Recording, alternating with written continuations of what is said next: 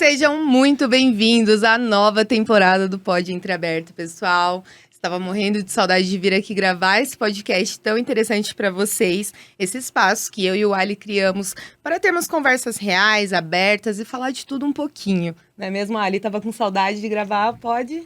Eu estava morrendo de saudade de gravar esse podcast para vocês. E sou super empolgado com essa nova temporada. E a gente vai trazer assuntos, assim, babados, hein? Se preparem, pessoal, porque vai vir muito assunto legal aí nessa nova temporada do podcast. Antes da gente estar começando, de eu falar para vocês sobre qual assunto a gente vai falar hoje e apresentar a pessoa que nós trouxemos para entrevistar hoje, eu gostaria de estar fazendo um agradecimento ao nosso patrocinador, a loja Hawa Surfwear, que vem patrocinando o podcast aí desde que a gente começou. Muito obrigada, Hawa Surfwear, por fazer parte do crescimento do nosso podcast. Agora, vamos falar um pouquinho sobre o tema que a gente vai estar falando essa noite. Nós vamos estar tratando sobre direito, justiça, direito da mulher, até mesmo porque estamos no mês das mulheres e nada mais justo do que falar sobre os direitos delas também.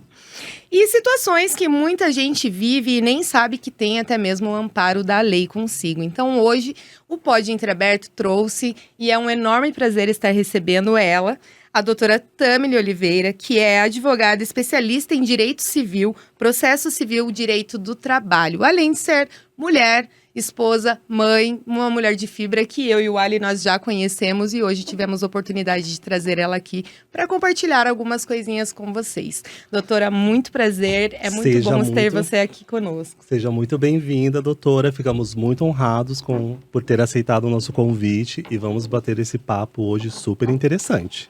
Obrigada, gente. Eu que agradeço o convite de vocês. Acredito que esse é um espaço incrível de debate e eu estou muito feliz e honrada por estar no Pod Entreaberto. É um prazer ter você aqui com a gente, Legal. doutora. Doutora, vamos começar então no início, né? O que a fez escolher o direito e qual foi o momento em que decidiu atuar nestas áreas? Gente, eu acredito que eu já tenha nascido com essa vocação de trabalhar nessa área. Eu lembro que desde criança eu já tinha um senso de justiça muito aflorado e eu ficava muito indignada com as situações que ocorriam no dia a dia e queria resolver aquilo.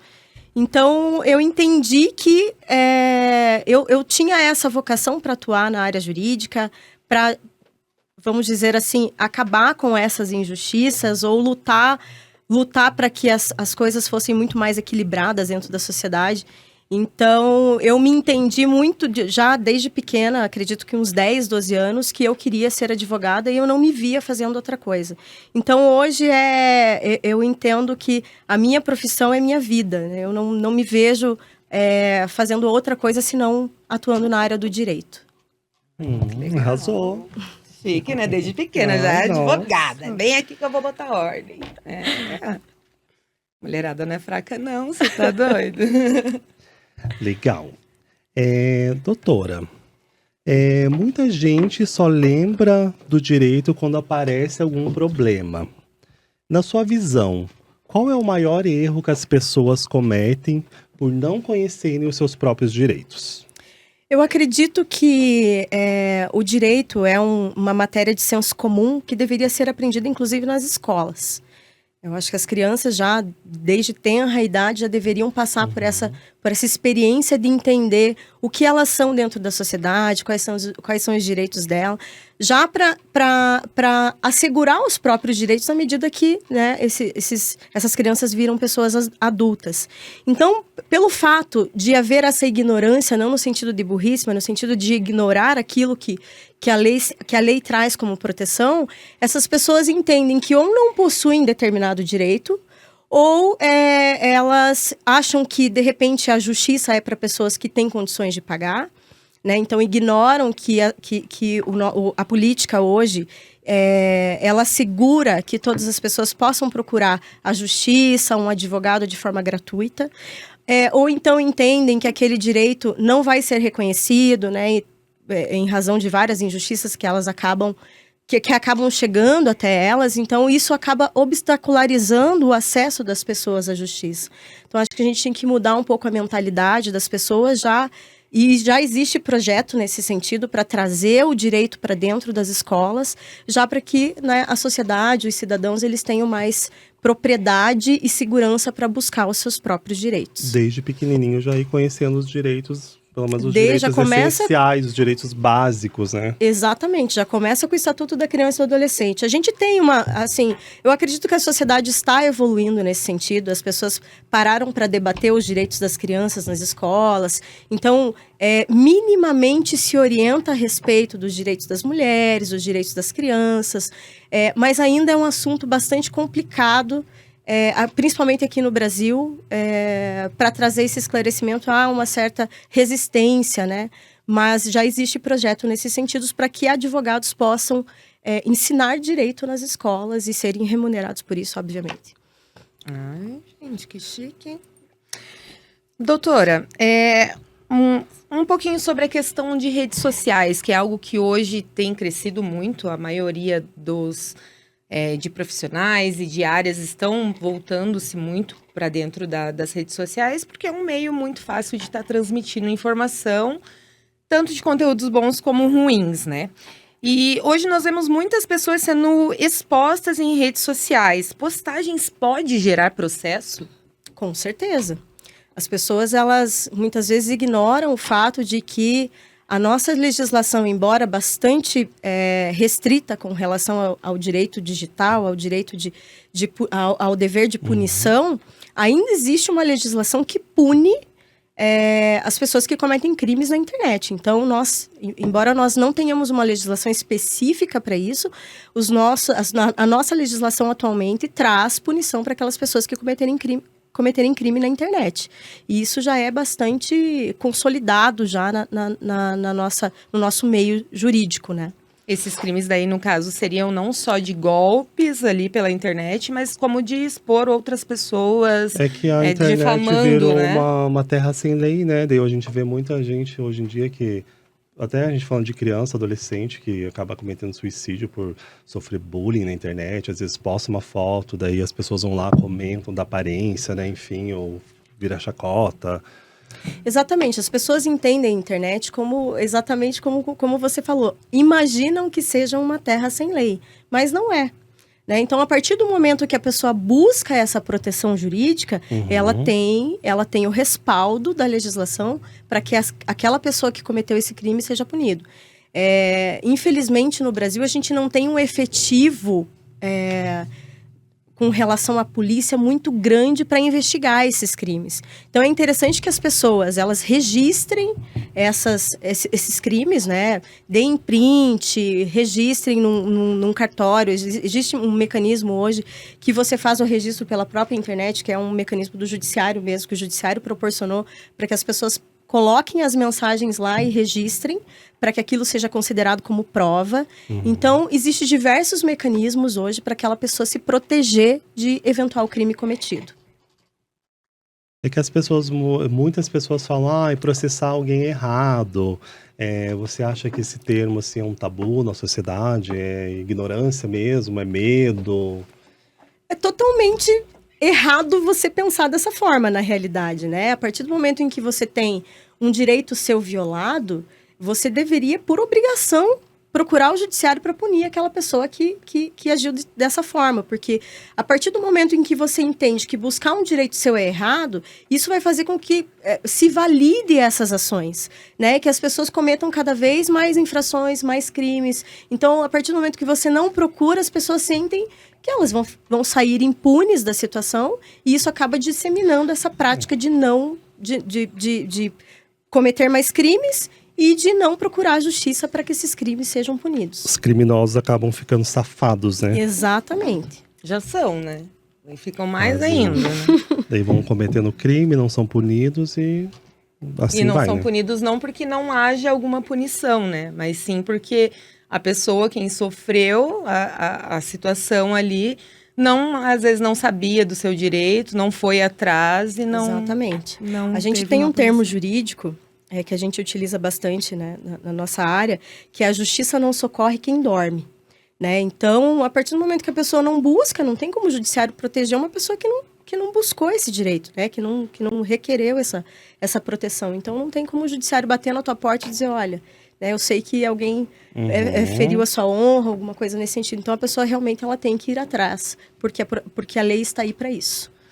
Pegando um gancho sobre essa questão, doutora, existe algum direito que quase todo brasileiro tem, mas que não sabe?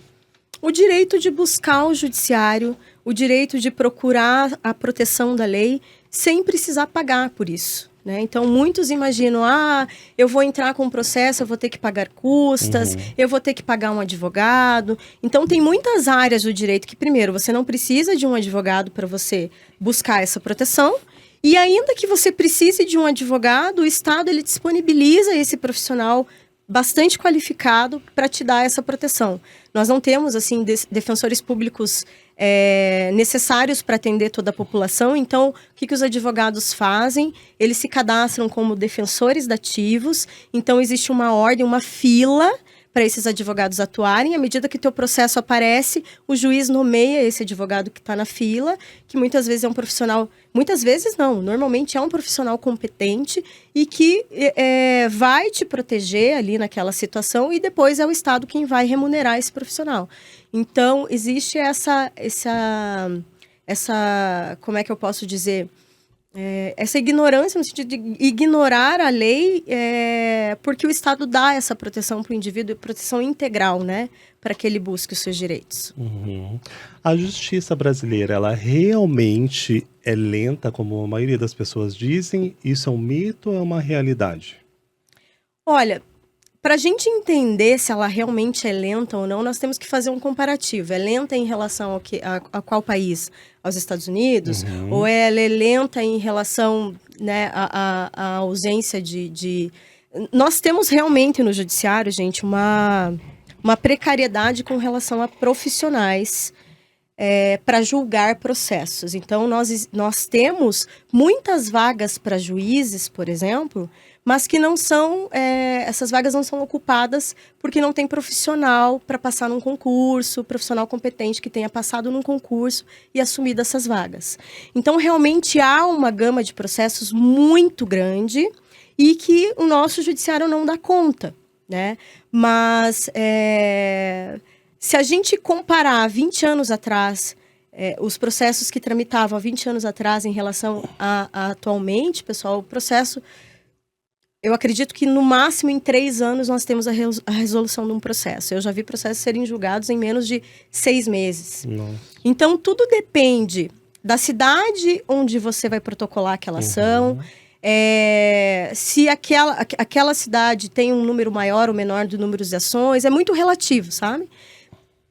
Eu atuo em diversos estados do Brasil.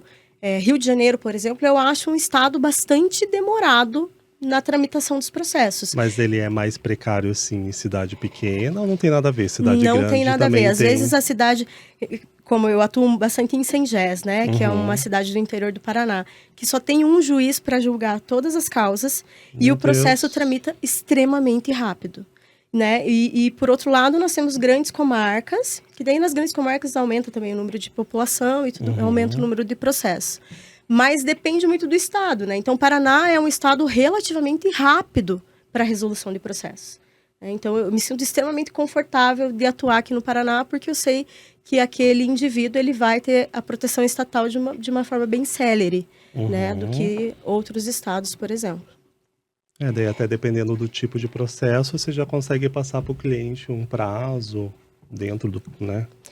Aqui, por exemplo, juizados especiais aqui no Paraná, quando você protocola um processo aqui, você já tem a data da audiência, automaticamente o sistema já gera a data da audiência. Em outros juizados especiais e outras comarcas, vai para o juiz o processo primeiro, para depois o juiz despachar aquela inicial, daí agendar a audiência. Então, tudo depende do local onde você realmente vai propor aquela ação. Legal. Vamos falar um pouquinho sobre os direitos da mulher, doutora? Nós duas somos mulheres, né? E muitas mulheres, elas têm medo de denunciar abusos quando sofrem algum tipo de abuso dentro do trabalho. Quais os direitos que realmente protegem a mulher nesses ambientes? A mulher, ela, assim, não existe um direito específico da mulher dentro do ambiente de trabalho. O que nós temos hoje é uma legislação que pune o assédio sexual. Então, ainda é uma legislação bastante complicada, porque muitas vezes a mulher, ela sofre aquele assédio sexual e ela não tem como provar aquele assédio. Então, é importante que a mulher tenha testemunhas, é importante que a mulher registre as mensagens, eventualmente e-mail, filme, grave, porque ela ainda se socorre ao judiciário, mas se ela não tiver provas daquele assédio, ela não consegue a punição do infrator. Então, há uma proteção da lei, mas ela precisa fazer com que aquela situação seja provada, né? Que o juiz entenda de fato que aquilo ocorreu, para que ela possa ter essa proteção. Porque dentro do trabalho, acredito que a mulher ainda é a que mais sofre assédio, né? No caso de Com empregado certeza. patrão, né? O No contexto abuso geral, não só, né? Abuso, né? Psicológico também, né? Enfim. No contexto geral, a mulher dentro da nossa sociedade, a mulher é bastante discriminada, há uma discriminação de gênero muito grande e a gente está vendo aí o número de feminicídios que vem ocorrendo no Brasil. O Brasil é até triste falar sobre isso, mas já está no 18º ano sendo o país que mais mata mulheres, mais mata travestis, mais mata transexuais. Então, por se tratar de um país extremamente machista, né? Que entende que a mulher ela tem que se submeter aos prazeres do homem ou aos mandos do homem. Então, ainda é muito complicado e é muito complicado falar sobre isso, porque a nossa legislação ainda é muito falha com relação aos direitos da mulher, né? Então, é triste, mas é a realidade. E como a doutora vê a presença da mulher na advocacia e na política? Que tem sido cada vez mais forte, né? Deu um avanço assim bem grande nos últimos anos. Essa é uma matéria que me deixa bastante feliz, porque a área do direito é uma área predominantemente ocupada por mulheres. Nós temos ali, em média, 51% das mulheres atuando na área jurídica.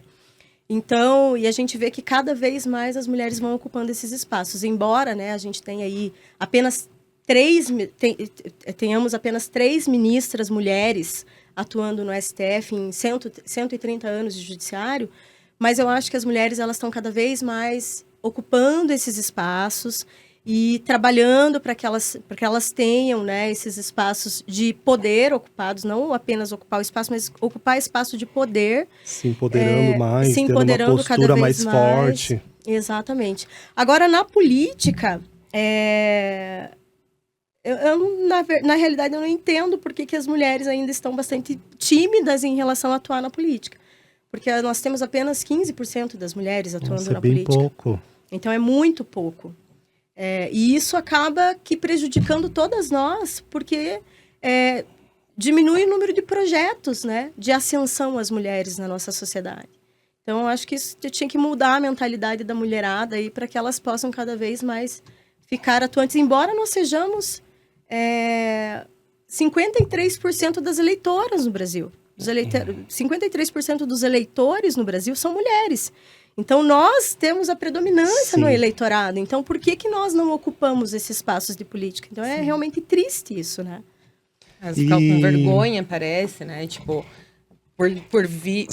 pelo fato da mulher vir de um período onde realmente a mulher nunca teve voz, né? Demorou-se muito tempo para que a mulher pudesse estudar, para que a mulher pudesse ler, né? Até então, a mulher fazia geralmente o que o homem era limpar a casa e parir filho. Exatamente. Só isso. E agora, sim, vamos pegar esse gancho aí que a gente tem uma polêmica aí no ar lá, né? Enfim, que tá rodando nas redes sociais e tá sendo bem debatida. E a deputada Erika Hilton foi eleita lá presidente da comissão lá dos direitos da mulher. Qual é a sua opinião sobre isso, doutora? Olha, eu me sinto bastante confortável com a presença da Erika Hilton. Eu já seguia há muito tempo, eu sempre achei a Erika extremamente ativa na política e uma mulher extremamente inteligente. Mas existe a questão do preconceito no nosso país, e muitas vezes um preconceito ligado à religião, né? O nosso país é 98% cristão, e isso acaba obstacularizando a presença da mulher em diversos setores da nossa sociedade. Porque entende ainda que a mulher tem que se submeter a tudo que os homens, né, determinam. Então, por muito tempo, esse espaço da Erika Hilton foi ocupado por homens, né? E agora que ela foi votada e foi eleita como presidente dessa comissão, né, surgiu essa onda de discriminação que a mulher já sofre. É que eu penso assim, isso é por quê? Mesmo ela não sendo uma mulher cis, nascida mulher, por que ela não pode defender os direitos da mulher? Não, e exatamente, a nossa Constituição Federal e o nosso entendimento judicial é de que travestis e transexuais, elas são equiparadas a mulheres. Então, nós não temos nem que discutir em relação a isso. Isso já é um direito reconhecido na nossa sociedade. Né? Eu acho que a pessoa que não entende isso, ela pode ir lá, se muda lá para um país da África, da Ásia, né? Do Oriente Médio, que não respeita o senso comum. Existe o senso comum que faz com que nós façamos diretrizes no ordenamento jurídico, né? A sociedade vai evoluindo, a gente vai discutindo sobre determinados assuntos, e esse já é um assunto pacificado, né? Não importa o que a sua convicção em relação àquilo. A sua convicção é só sua. Isso é um assunto de senso comum. Travestis e transexuais são equiparadas como mulheres pelo nosso ordenamento jurídico. Eu, como profissional de direito, eu tenho que respeitar isso. E como mulher, eu tenho que respeitar. E como cidadã, eu tenho que respeitar. A ponto de que essas pessoas, elas têm direito à identidade de gênero, elas têm direito a nome social, elas têm direito a todo e qualquer direito que é garantido por uma mulher cis. Né? Então, acho que não tem nem que perguntar o que eu acho. Eu acho que ela é uma mulher que ocupou esse espaço por mérito dela, e eu espero que ela faça o melhor mandato possível para as mulheres, que eu acredito que será. Muito bem. Doutora, muitas mulheres sofrem violência psicológica dentro de casa, com seus parceiros, e às vezes elas não têm noção do quão grave isso é. A lei protege a mulher dentro de violência psicológica também? A Lei Maria da Penha, ela protege a violência física, a violência psicológica, a violência patrimonial, que muitas vezes as mulheres sofrem, né, no sentido de homens que exploram economicamente essas mulheres. Então, ela serve para toda e qualquer situação que viola um direito da mulher. Então, sim, nós temos uma proteção da lei também em relação a isso. Você comentou agora sobre essa questão que protege a questão patrimonial. Então, quer dizer que se eu sou uma mulher, trabalho, ganho muito bem, e o meu marido é um folgado que fica lá coçando e eu posso ir na lei lá e falar, epa, esse homem aqui não tá fazendo o papel de homem, e eu que tô bancando tudo aqui, como que funciona isso? Se você se sente lesada em relação a isso, se você entende que você está sendo explorada em relação a isso e que de forma, vamos dizer assim, de má fé mesmo, você pode sim pedir a proteção da lei e pedir para que esse indivíduo ele lhe indenize, inclusive, né, restabelecendo o patrimônio que ele usurpou. Ai, que delícia! Tá? Na prática, gente, a legislação é bem assim. O que é do homem é nosso, tá, meninas? O que é do homem é nosso. A legislação é bem clara nesse sentido. O que é do homem é nosso e o que é nosso, tá? Agora, se eu quiser compartilhar com o Alecrim, aí é um problema meu, tá? Mas o Alecrim, ele não tem o direito de usurpar o teu patrimônio, o teu dinheiro, enfim, a não ser que seja consenso do casal.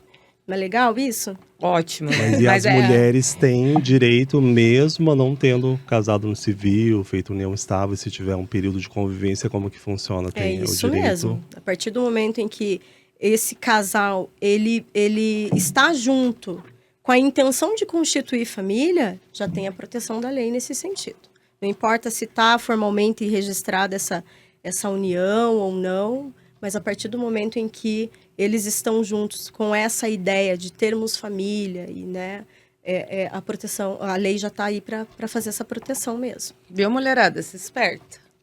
Se esperta aqui, ó. O bicho tá pegando. O que é deles é de vocês. O que é deles é nosso, bebê. Ih, agora esquece tudo. Ainda Depois bem dessa... que eu sou viado, né, então.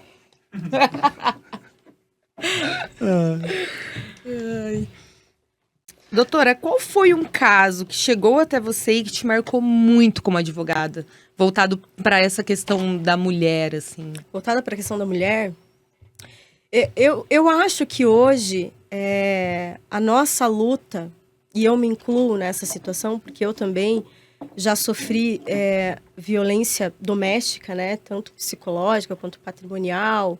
Enfim, eu acho que a nossa luta hoje é permanecer viva, né? Então, a partir do momento em que eu atendo uma mulher, que eu consigo assegurar para essa mulher todos os direitos que ela tem, uma partilha de bens de forma justa, né? Uma tranquilidade para essa mulher seguir a sua vida de forma tranquila, eu já me sinto assim extremamente feliz, extremamente vitoriosa. Então, a nossa luta hoje é dentro de a partir do momento que a mulher quer sair do relacionamento, é sair viva primeiro. E depois vem o restante desses direitos, né? Como uma partilha dos bens.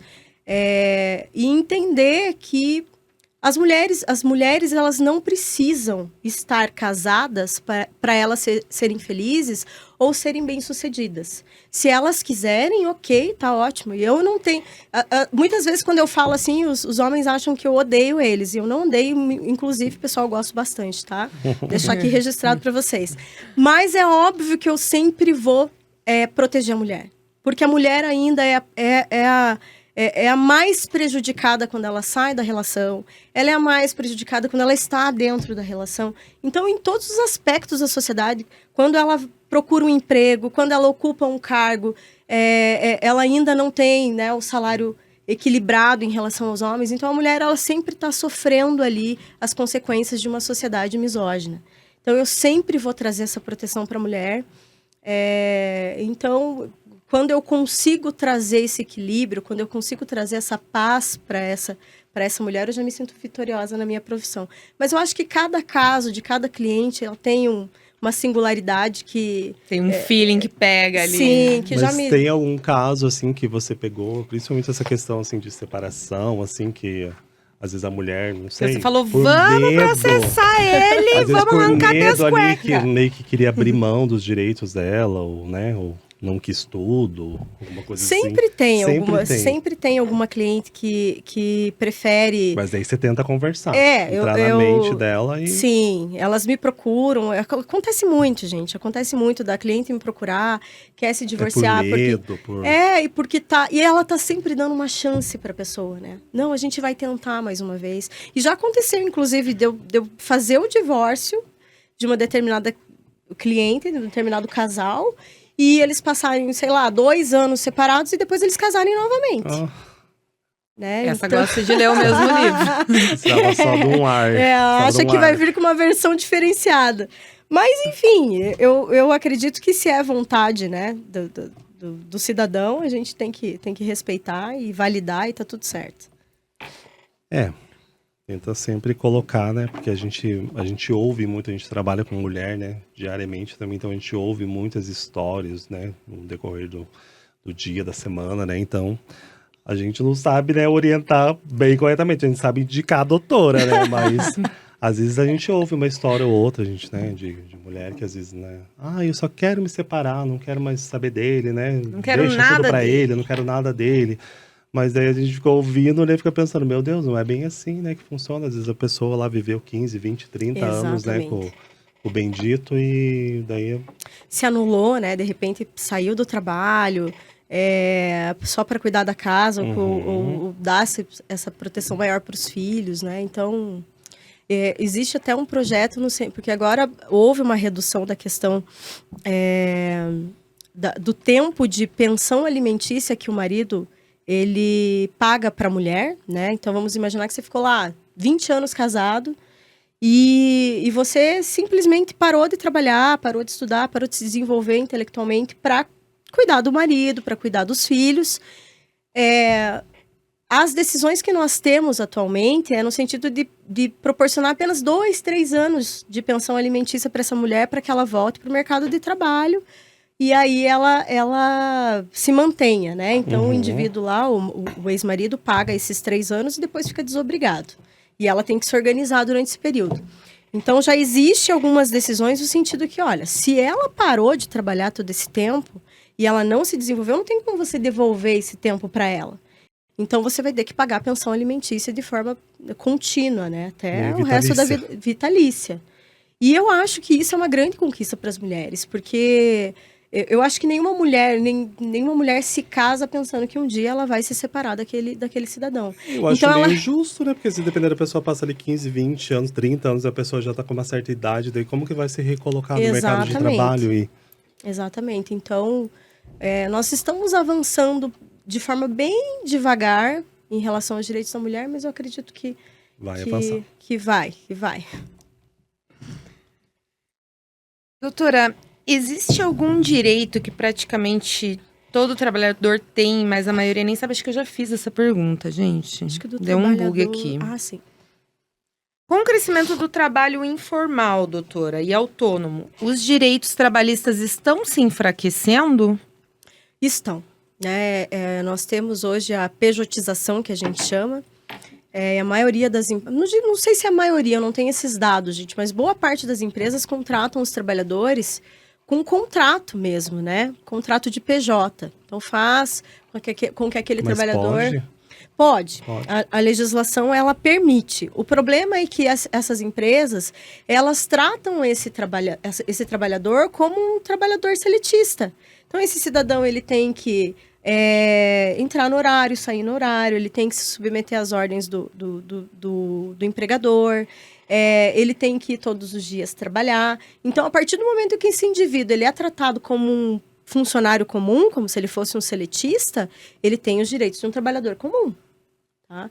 Porque a partir do momento em que você contrata sobre a categoria de PJ, esse indivíduo ele não tem que chegar na hora que você quer, sair na hora que você quer, porque ele é uma empresa, né, praticamente. Uhum. Então, você não decide o que você tem que determinar para ele, a hora que você vai determinar, o que ele tem que fazer, a hora que você quiser.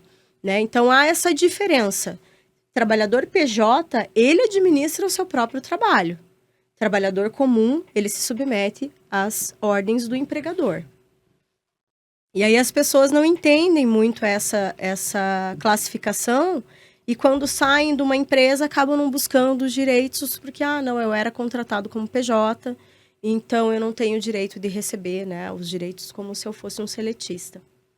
Mas se ele tiver cumprido com essas... Se ele tiver todas as características de um trabalhador comum, né, habitualidade, não eventualidade, subordinação, ele vai ser enquadrado como um trabalhador que se submete à CLT e vai ter todos os direitos reconhecidos no Justiça do Trabalho. Mesmo tendo o contrato PJ. Mas quando esse contrato PJ, daí não cabe processo trabalhista.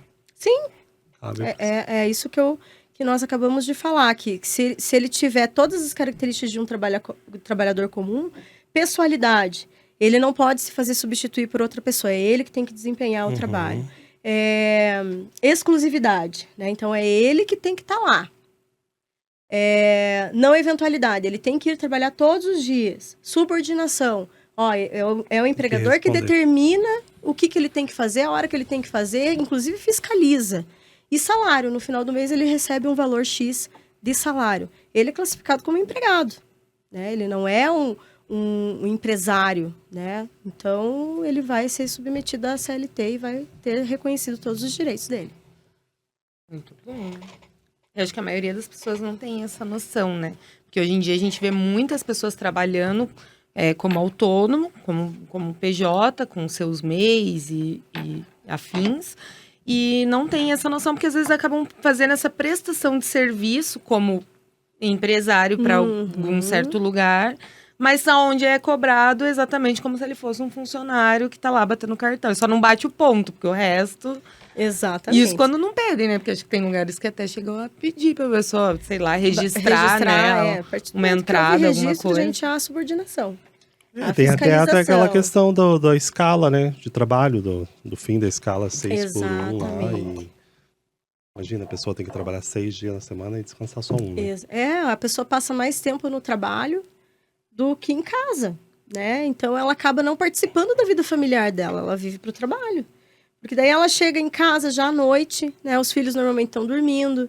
né? A esposa também já está cansada, ou a esposa também, né, normalmente também trabalha, então já chega, já vai direto descansar, e no outro dia a mesma rotina, só vai se ver no domingo mesmo, né? Então... Enquanto a gente vê outros países que estão E eu com acho que escala, essa- acho que 4 por 4x3. 3, né? Onde trabalha 4 dias. E eu acho que essa rotina tão puxada assim, que acaba gerando também muito atestado, falta, né? Porque a pessoa fica tão Sim. sobrecarregada, né? Tem que trabalhar ali. acaba desenvolvendo uma doença mesmo, né? Psicológico, o burnout, enfim, outras doenças de depressão, ansiedade, né? O Brasil é recordista, inclusive, de pessoas com depressão e ansiedade. Então, é justamente por essa questão de rotina, né, busca por melhor condição de vida e tudo mais, as pessoas, elas não param, né? E essa geração de agora é incrível, porque essa geração de agora, ela prima mais pela qualidade de vida do que por salário alto. Né? Então, eles estão preferindo trabalhar menos e ganhar menos do que ficar nessa loucura, né, de excesso de trabalho. Você pode ver, você vai no mercado aqui em Curitiba, você vê muito estrangeiro trabalhando, você quase não vê brasileiro trabalhando nos mercados, porque o salário é muito baixo, a rotina de trabalho é muito alto, então, né, você não vai encontrar um trabalhador que queira se submeter atualmente, né, a essa condição. E aí essas pessoas estão virando até... O número de PJs tem aumentado cada vez mais em relação ao número de empregados registrados. Porque ninguém quer mais virar um seletista ganhando um salário mínimo. As pessoas preferem empreender no Brasil do que se submeter a isso. Até porque se a gente for parar para pensar com o salário mínimo que a gente tem hoje, no nosso país é basicamente impossível uma pessoa... Uma mulher sozinha, mãe solteira, com um filho que ganhe um salário mínimo, é impossível essa mulher estar se mantendo, gente. E tem mulher que está se virando nos 30, porque realmente tem um trabalho, daí vai lá no final de semana, faz a unha das vizinhas para ter um dinheirinho a mais para comprar a mistura da semana, e assim vai indo, e daí acaba que a pessoa às vezes não consegue nem... prosperar, né? Porque também não tem tempo para estudar, para ter conhecimento, para se desenvolver mais, para poder crescer mais. É verdade. É isso mesmo. A realidade atual é essa. E conta pra gente agora, Eita. se você pudesse mudar ou propor uma lei no Brasil hoje, qual seria? E por quê, na sua opinião? Olha, eu tenho... Seu coração. Vou abrir, talvez o meu coração esteja um pouquinho rancoroso. Ai, meu Deus. Mas eu tenho me preocupado muito com essa questão do aumento do número de feminicídios no Brasil. Até nós tivemos um avanço agora no sentido de que os homens que estão...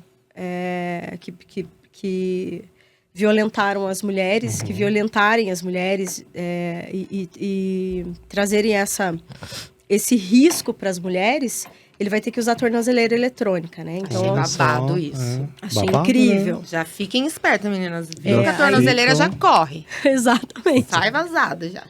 Só que eu acho que ainda é insuficiente, né?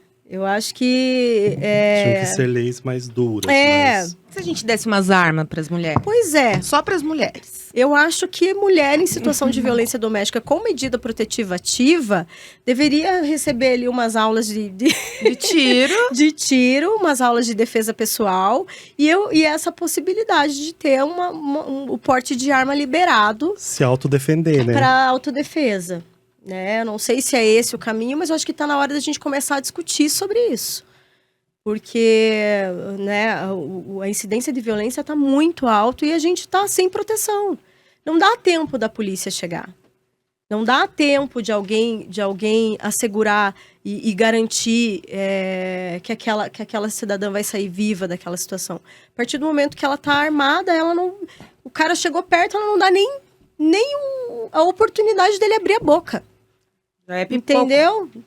Porque se tem medida protetiva, se o cara tá ciente de que ele não pode se aproximar daquela mulher, e mesmo assim ele faz, então ele tá ciente de que ele vai morrer. Certa. Exatamente. A morte é certa pra ele. E falando nisso, e sobre a pena de morte no Brasil, o que a doutora acha? para crimes hediondos, crimes bárbaros. Nós Prisão temos essa situação é uma das cláusulas pétreas da Constituição Federal. E cláusula pétrea é aquela cláusula que a gente não pode alterar.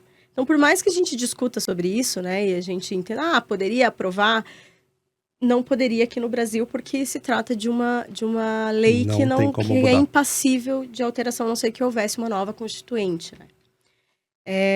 Agora, pessoalmente falando, eu acredito que existem criminosos que não se recuperam. Que por mais que você dê uma segunda chance para esse indivíduo, ele vai cometer crimes novamente. Ele vai estuprar, ele vai violentar, ele vai matar. Então, poderia ser uma opção, né? Desculpa aí o pessoal, acho que eu sou muito radical, mas é uma questão de opinião pessoal, né? A gente sabe que isso não é possível no país, mas eu entendo que para alguns cidadãos, talvez a prisão perpétua seria uma opção, porque não se recupera, não adianta. Né? Por mais que o Estado faça um trabalho com aquele indivíduo, ele não vai alterar. E que daí acontecem uns crimes assim que a gente fica chocado, né? Eu vi por cima, não cheguei a ler por completa a matéria, não sei se a doutora viu, Saline viu, daquele rapaz que matou a irmã de 17 anos e ele estava preso, cumprindo já alguma coisa e segundo lá a polícia, não sei, as investigações, teve um erro lá do juiz e o juiz deu a soltura para ele foi para as ruas de novo, né? Teve a liberdade dele. E daí ele chegou e acabou cometendo um crime contra a própria irmã lá, a menina de 17 anos e... Não é um que ele pega ela pelo pescoço e puxa ela pra dentro da casa? Eu acho que é esse aí mesmo. Eu acho que ela é no Mato Grosso, São tantos casos, gente. Só hoje eu vi acho que uns 2, 3 casos. Inclusive aqui no jornal do almoço eu já vi uma situação que ocorreu aqui, acho que em Curitiba.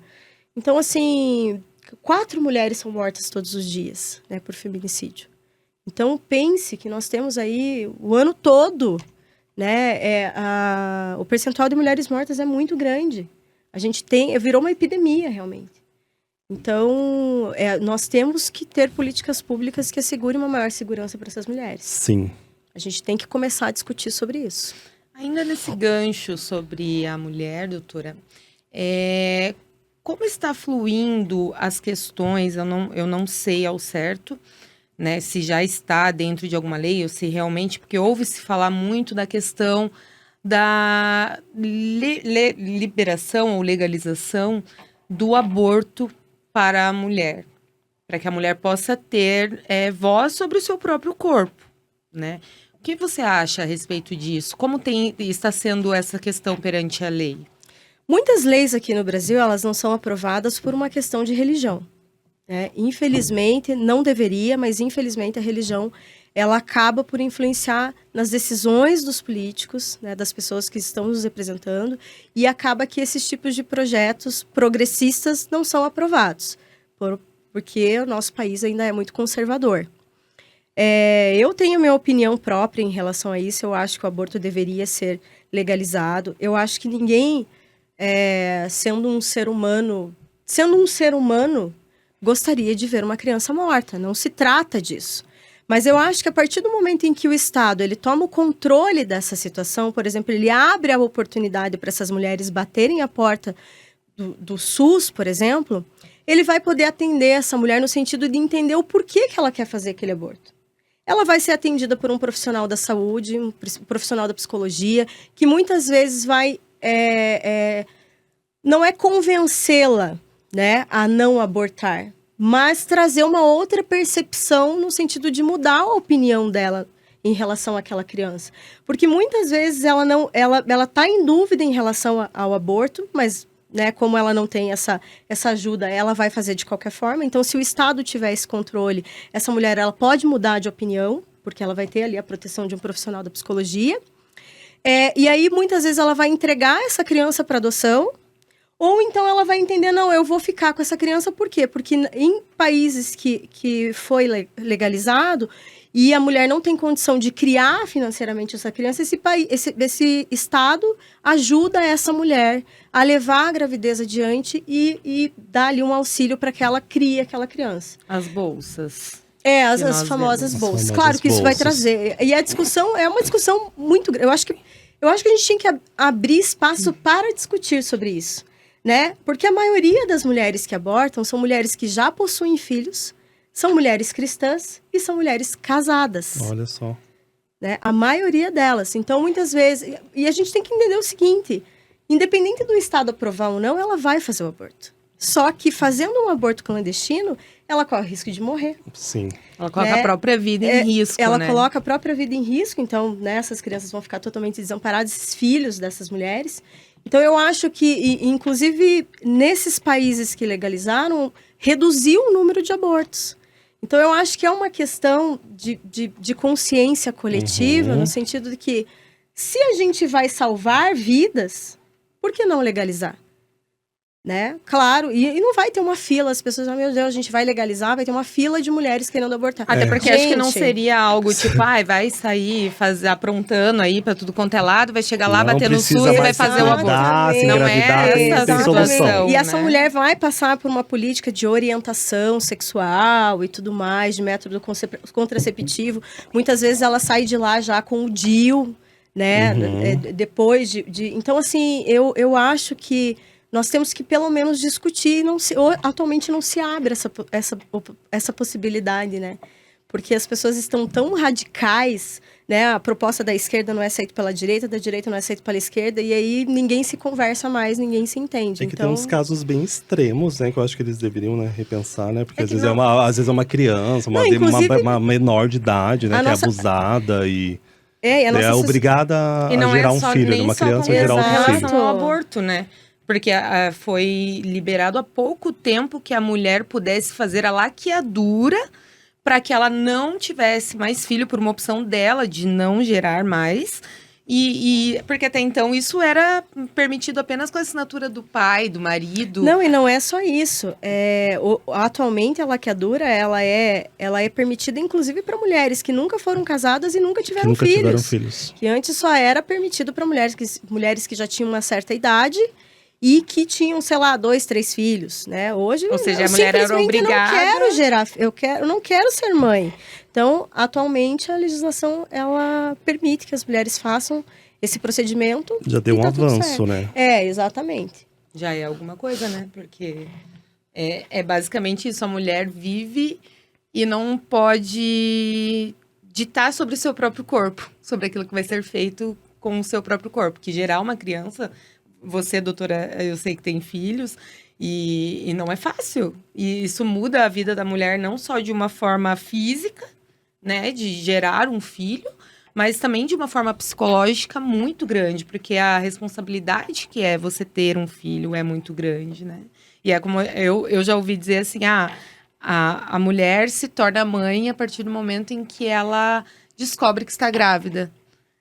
O homem se torna pai depois que a criança nasce, ou seja, a mulher já é mãe 9 meses antes. E olha que tem né? pai que nunca Porque, descobre e que é ainda pai, tem né? pai que nunca Nunca é pai, vira nem pai de homem. E verdade. eu julgo dizer que a mulher se torna mãe a partir do momento que ela nasce. É. Porque você nasce mulher, você já ganha uma boneca pra você cuidar.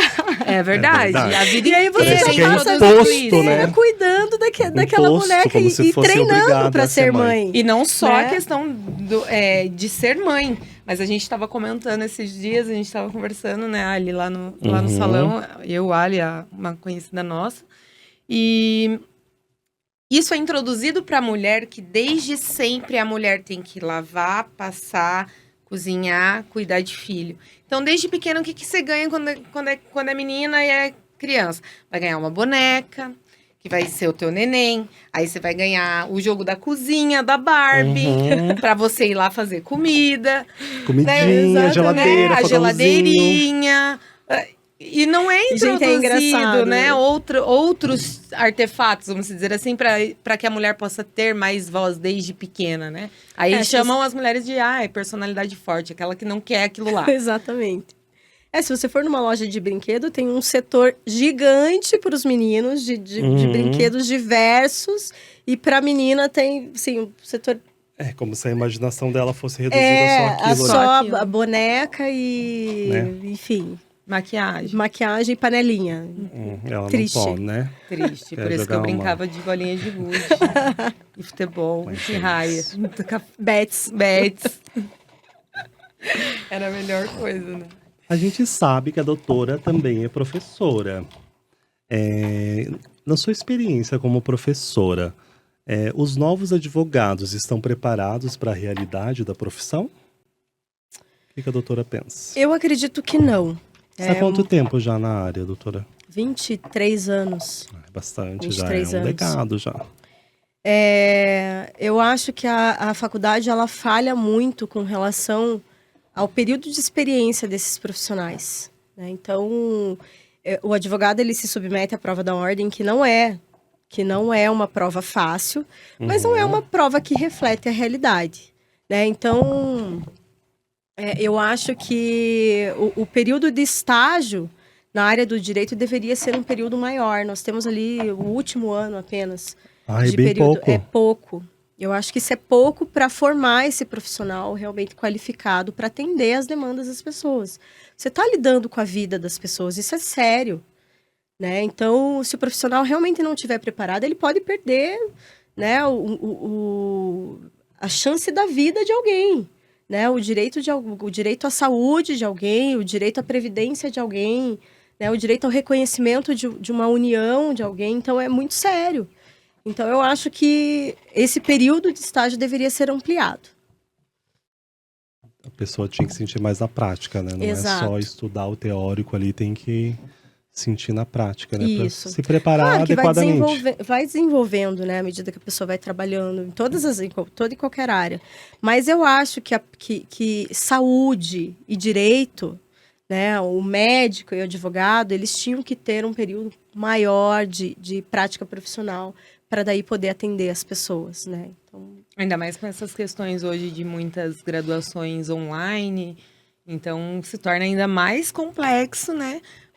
Realmente termos profissionais com alta qualidade, porque a pessoa estudando em casa é mais difícil, vamos dizer assim, no meu ponto de vista, dela ter um conhecimento, porque o debate acontece ali em sala de aula, com o professor, tirando dúvidas e tudo mais, né? é isso mesmo.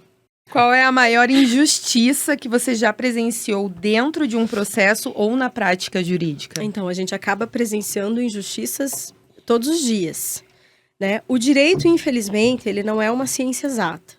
Ele é uma ciência humana. Então, muitas vezes você se depara com julgadores que pensam completamente diferentes, né? Então, um processo que muitas vezes você acha, não, esse processo aqui eu tenho certeza que esse cliente vai receber determinado benefício.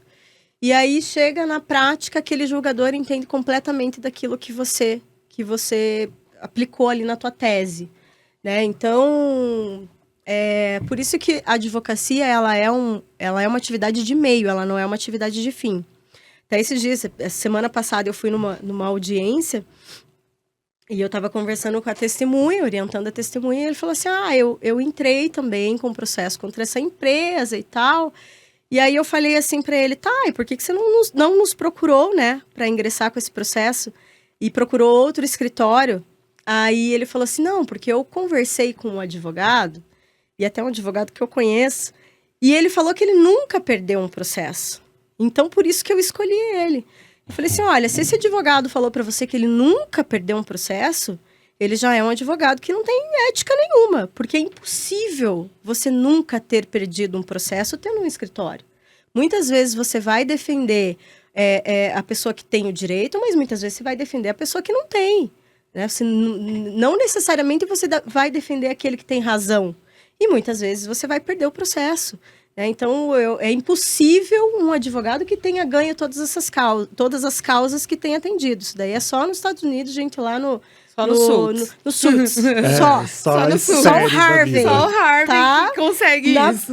Na vida real, isso não existe. Eu falei assim, bom, então já começa que você já não está com um profissional tão preparado assim. Tão ético, sincero, assim, tão né? sincero e verdadeiro assim.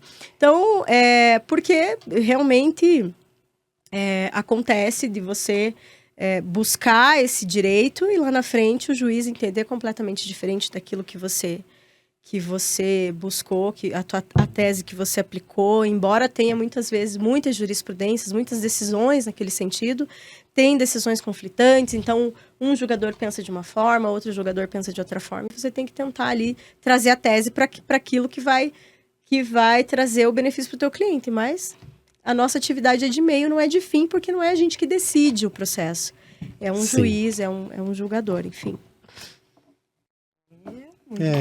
Muito bom, hein? Bastante coisa, hein? Bastante informação. Então, gente, a gente tem que gravar mais uns 3 episódios, tá, doutora? Pra gente poder falar sobre a gente mais pode pegar coisas. um tema específico e ficar assim. Vamos ver como a horas galera vai conversando. reagir agora, né? Com as perguntas. Quem tiver perguntas também, comente no vídeo pra gente saber e que de repente trazer a Vai que doutora a gente novamente. grava de novo com a doutora. Pessoal, estou à disposição, se quiserem me chamar, tá? Sempre que vocês quiserem, eu estou por aí. Então é triste, gente, mas chegamos ao final de mais um episódio do Pod Entreaberto. Eu quero agradecer imensamente a presença da nossa convidada, a doutora Tamily, por compartilhar tanta informação bacana com a gente, conhecimento, né? A gente aprendeu bastante coisa aqui hoje, hein? Mulherada, fique Agradecer também a você que está nos acompanhando aí. E lembrando que o nosso episódio, ele teve o apoio da Hawa Software, que é a nossa patrocinadora desde o início. E a gente acredita bastante que esse projeto tá fluindo, tá indo. Tá indo. E se você gostou do conteúdo, compartilhe esse episódio com alguém que precisa dessas informações. Compartilhe esse episódio com quem precisa ouvir essas informações. É isso aí, pessoal. Chegamos ao fim de mais um episódio do Pod Entreaberto. Doutora Tamily, foi um prazer receber você aqui hoje. Muito obrigada mesmo por se dispor e esclarecer algumas perguntas, né, para nós sobre essa área do direito, que é uma área tão bonita, mas muitas vezes é mal vista por muitas pessoas, né? E se você segue nosso podcast, como o Ali falou, compartilha com seu colega. Nós estamos nas principais redes sociais, TikTok, YouTube, Instagram e no Spotify também. Então não tem desculpa para não ouvir o nosso Pod Entreaberto. Pega seu cafezinho, vai ouvir seu podcast e vem participar dele com a gente. Obrigado, galera! Pessoal, eu que agradeço o convite, fiquei muito lisonjeada em poder estar repassando esses conhecimentos para vocês e dou o conselho para todas as pessoas que sempre que tiverem alguma dúvida com relação a processos, a contrato, a direitos, busquem a ajuda de um profissional do direito, que eu tenho certeza que ele vai conseguir trazer essa segurança para que você possa ter as garantias desses direitos para você. E sempre que vocês quiserem, gente, eu tô aqui à disposição de vocês, podem me chamar. Arrasou, maravilhosa. Arrasou, doutora. Valeu, gente. Até a próxima.